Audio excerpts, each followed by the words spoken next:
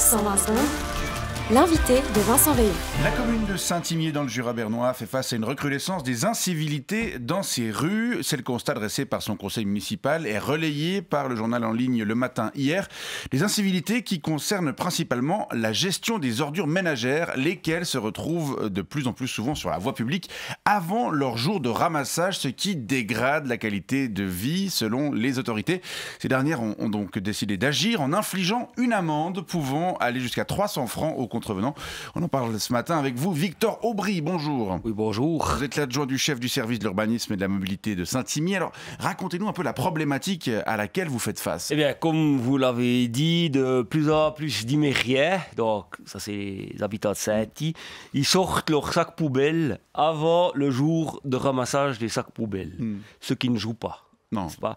Si la tournée du camion poubelle a lieu le lundi matin, vous pouvez sortir votre sac poubelle le lundi matin à partir de 7h du matin, mais vous ne pouvez pas sortir votre sac poubelle déjà le dimanche soir, n'est-ce pas? Sinon, votre sac poubelle traînera toute la nuit entre le dimanche soir et le lundi matin.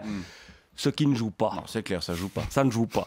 Depuis le début de l'année, rendez-vous compte, on a déjà dressé une dizaine d'amendes d'ordre, ce qui vous montre un peu, je dirais, l'étendue... L'ampleur, l'étendue, si vous voulez, du problème. Voilà.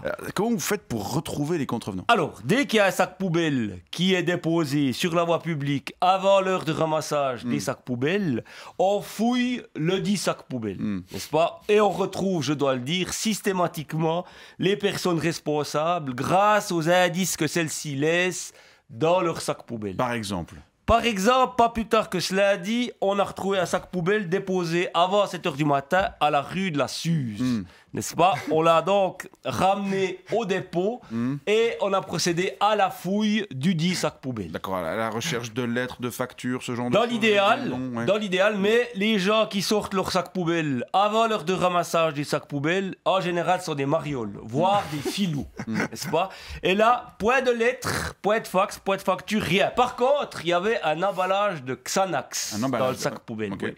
On a donc mené notre petite enquête auprès du pharmacien, mais malheureusement, il y a beaucoup trop de gens qui prennent du Xanax à Saint-Imier, ce qu'on peut comprendre. Mais les mailles du filet se sont resserrées lorsqu'on a découvert dans le sac poubelle un linge de taille 2 fraîchement rempli, n'est-ce pas?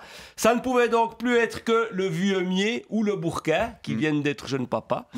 Et c'est finalement le bourquin qui s'est fait pincer lorsqu'on a découvert un emballage de pâte alimentaire dans son sac poubelle. Et oui, et comme le vieux-mier est allergique au gluten, ça ne pouvait donc être que le bourquin qui s'est donc chopé une prune de 300 balles. Mais ça a dû vous prendre du temps, tout ça, non? Ah oui, on a réglé le cas hier soir. Ouais, et pendant ce temps, ma foi, les sacs poubelles, ils n'ont pas été ramassés, mais ma foi, il faut ce qu'il faut. Et le prix de l'amende, vous l'avez fixé comment? Enfin, c'est ce que coûtent ces recherches de contrevenants? Non, alors non, ça nous coûte bien plus cher, ça. Vous vous rendez pas compte? Non, on a fait un calcul tout simple basé sur une expérience récente. Voyez-vous, il y a 4 mois, il y a une personne qui s'est arrêtée à Saint-Imier par hasard.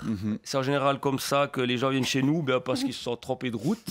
Et bien, on a découvert que cette personne avait prévu de dormir à l'hôtel des Fontaines après avoir mangé à la Maison du Peuple et avoir bu quelques bières à l'Espace Noir. Sauf que cette personne est tombée sur un sac poubelle à la rue Francillon, ce qui l'a dégoûté, et alors elle a poursuivi sa route jusqu'à Tavannes. Déçu.